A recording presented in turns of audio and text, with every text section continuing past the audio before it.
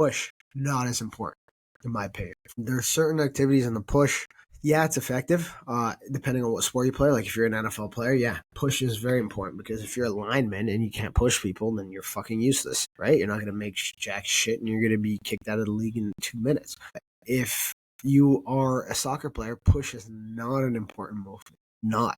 In fact, having a heavy push might actually make you a slower athlete. You carry too much muscle up top, you're going to be slower on the bottom. Well, it really depends on your sport and the mechanisms involved in your sport. Now, that being said, there's tons of guys I know who play professional football who don't have the strongest push, right? They just have the strongest lockout. They work on different phases of that push. So, for example, when you think about a lineman push, if the person's in close to you, yes, that push is important.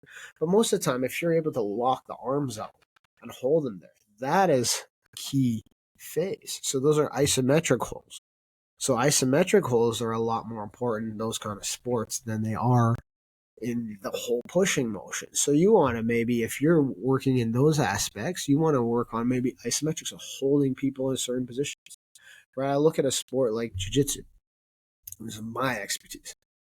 Jiu-jitsu is a lot of isometric holding. So then why, I beg to ask you the question, why are we pumping out reps?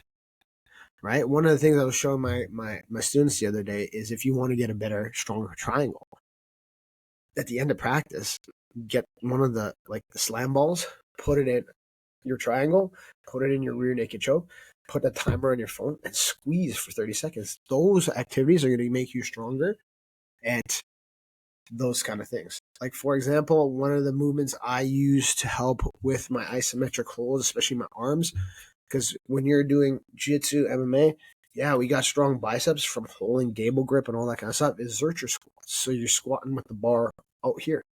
That's why I like goblet squats so much, because I actually get that movement where I'm holding weight here. That's what I do in jiu-jitsu. Everything's in this range. Why am I doing weights out here? Why am I doing cable flies? Why am I doing cable rows? I don't do any of these movements. When I'm boxing, everything's in here.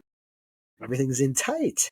So why am I doing movements out here? Yes, I'll do movements out here to maintain that joint movement once in a while.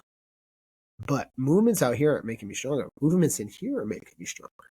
So I use the Zercher squat, and you get a really great bicep pump from something like that. You get that goblet, you're holding the isometric holds, holding onto the balls and squeezing them, working on your submissions there, gable grips, holding a ball in here, doing a farmer's walk like that. So something I do with my Muay Thai athletes, especially in the clinch, I'll have them use gable grips, this on a big 40-pound ball, and they'll hold it in tight to them, and they'll do a round of boxing, for example. They'll do a round on the pads. And as soon as the bell rings, I make them pick up that ball, hold it, isometric squeeze. That's the squeeze that they're going to use in the sport. Not doing all sorts of fancy shit in the weight room. That's the squeeze they're going to use in the sport, and that's the squeeze that I want to develop. So that's sport-specific training to me. Using